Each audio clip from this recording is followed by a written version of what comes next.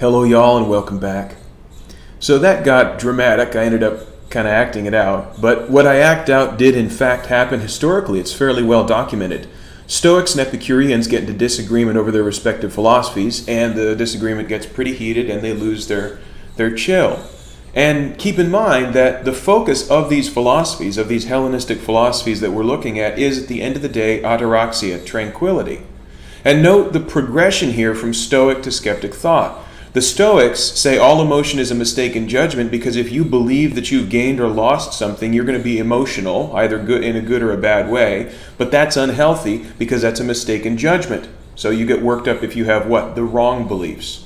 The Epicureans say you're going to get worked up if you use your mind at all. So you just need to give your reason, give your mind a break, go with what you feel, strip it down to 4 basic beliefs. This simple philosophy is going to help you achieve tranquility. But then these two schools argue, and as they argue about how best to achieve tranquility, they lose their tranquility. And the skeptics observe this, and they say, logically then, if you lose your tranquility arguing about any belief at all, you should drop all your beliefs. That's the logical conclusion that they draw. And so they say you should drop all your beliefs and have no beliefs at all, and that's the only way that you can have tranquility. Now, the immediate objection to this is, well, is that something you believe? And the response that they give is, no, that's just the way things appear to me. This is going to be a very familiar skeptic trope. They're going to continue to insist this is just the way that things appear. So how do you get to the point where you have no beliefs? Well, the skeptics say, look, you get to this point, it's just not a belief system, it's certainly not a philosophy. What is skepticism if it's not a philosophy or belief system? They say it's an ability. And it's an ability to do one very particular thing. It's an ability to achieve equivalence. And equivalence they define as total balance between opposing appearances, opposing arguments, or opposing beliefs. Now, they say in order to have the ability of a skeptic, you have to be able to match 2 different kinds of temptations to belief that come your way.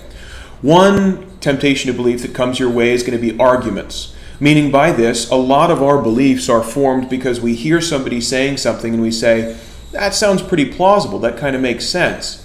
If you're a skeptic, you have to be able to provide the exact opposite and balancing argument to that so that you don't come down anywhere. Because their goal, following equivalence, is suspension of judgment.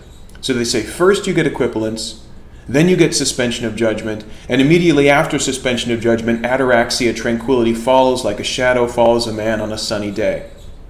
Now, we've been in situations, and you point out these situations in the exercise, where that equivalence is provided for us. So if you've ever been in a situation where 2 people are arguing about something and you just either really don't care or you find that their arguments are pretty evenly balanced, you're in a situation where that equivalence is provided for you. You have both arguments there. I listen to sports talk shows sometimes, not often, but sometimes I do.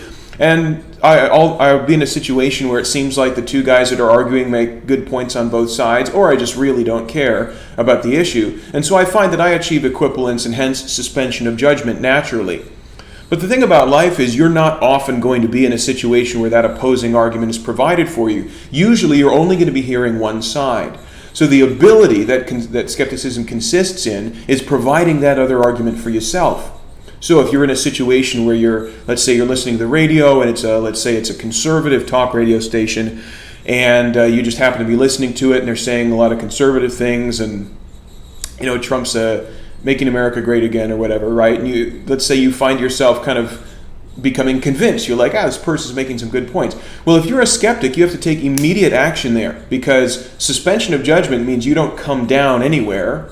Right? Suspenders keep your pants from coming down. So you have to prevent yourself from coming down. So you need to load up this side. So what you got to do is you got to tune into some liberal radio station or some liberal media outlet right away. And you got to hear Trump's a bad president. He's not making America great. And he should, whatever. Okay? The point here is not that you make yourself a liberal or that you make yourself a conservative, but that you have in your mind perfectly balanced beliefs. Again, equivalence, balance between beliefs is the only way to achieve that suspension of judgment. Because again, if you compromise your suspension of judgment and you come down on one side, now you believe something. And if you believe something, you're in danger of losing your tranquility.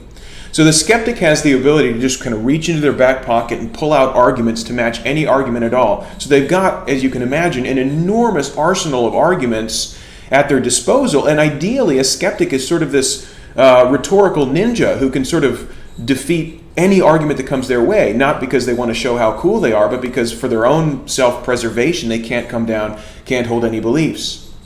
Now, you might say, well, that's all well and good for arguments. Maybe you can find competing arguments, but some things are just so kind of brain dead obvious that there's no way that you could argue your way out of it. So I've got a mouse pad here on my table, because apparently I'm filming these in 1997, and it's black. You just say it's black. It's not. I don't care how smart you are, how clever your argument is, you're not going to convince me that this is not black. It's just kind of obvious.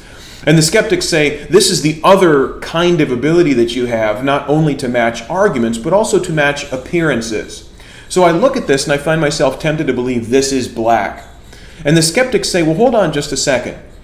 You are warranted to say that from your perspective, where you're sitting now in this light, it appears black.